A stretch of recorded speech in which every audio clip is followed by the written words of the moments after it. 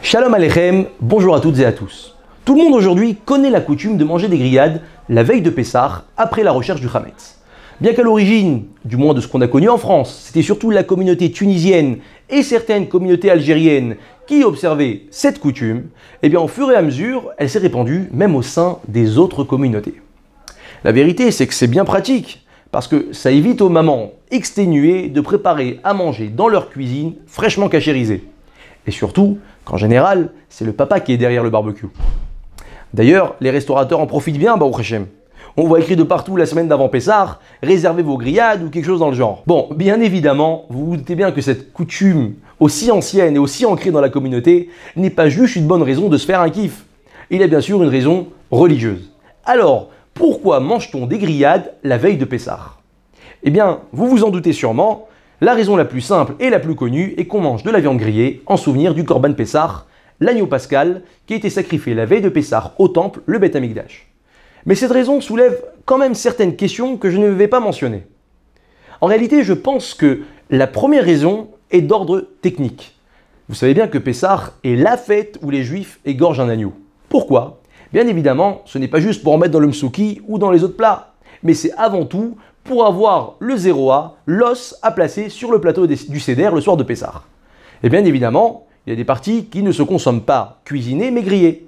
Et comme avant, il n'avait pas de réfrigérateur ou de congélateur pour conserver la viande, alors il l'a mangé le soir même après l'abdikat Hametz. Surtout que, comme on l'a dit, c'était très pratique pour la maman. Voilà pour l'explication technique. Mais la plus belle explication à cette coutume que j'ai vue est celle que ramène le Alé Hadas au nom du Rav Yitzhak Weiss. Avant tout, une petite introduction. La Mishnah 4 du chapitre 4 du traité Pesachim, que le Shulchan Aruch nous rapporte d'ailleurs dans le chapitre 476 d'Orach Chaim, nous dit Makom shenahagu le'echol tzali belel Pesachim ochlim. Makom shenahagu shelo le'echol en ochlim. C'est-à-dire, à l'endroit où on a l'habitude de manger de la viande grillée le soir de Pessah, on pourra en consommer. Par contre, à l'endroit où on n'en a pas l'habitude, on n'aura pas le droit d'en consommer.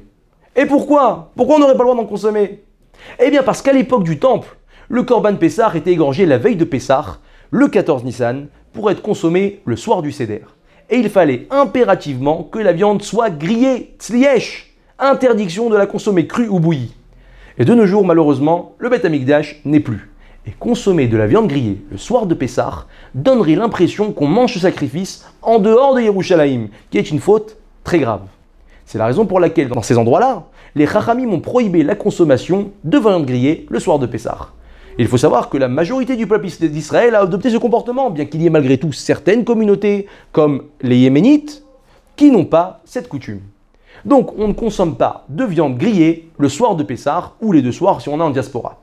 D'ailleurs, quand je dis grillé, je ne parle pas seulement de barbecue, parce que dans un four, c'est la même chose. Donc le Rav Yitzhak Weiss, dans son livre Elef Katav, oui, un Ashkenaz, un Hongrois plus précisément, s'interroge sur la coutume de sa ville de manger de la viande grillée après Bdikat Hametz, et rapporte même les écrits de Rabbi Yehuda Ayash dans son livre Zeh HaShulchan, qui indique que c'est également la coutume des Juifs d'Alger.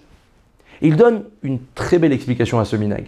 Comme on l'a dit, il est interdit pour la majorité du peuple d'Israël de consommer de la viande grillée le ou les soirs de Pessah. Et afin de montrer que la raison pour laquelle nous ne mangeons pas de viande grillée n'est pas parce qu'on n'en a pas envie, alors on fait un kiff le soir de Bdikat Hametz. C'est le langage du Rav que je vous traduis. Mitarangim.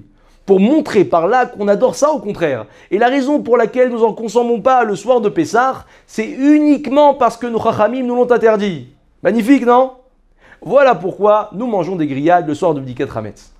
Bon, bien évidemment, les grillades ne doivent pas nous empêcher d'accomplir comme il le faut la mitzvah du recherche de Hametz. La vérification du Hametz doit être minutieuse dans tous les recoins et les fentes où aurait pu se glisser du Hametz.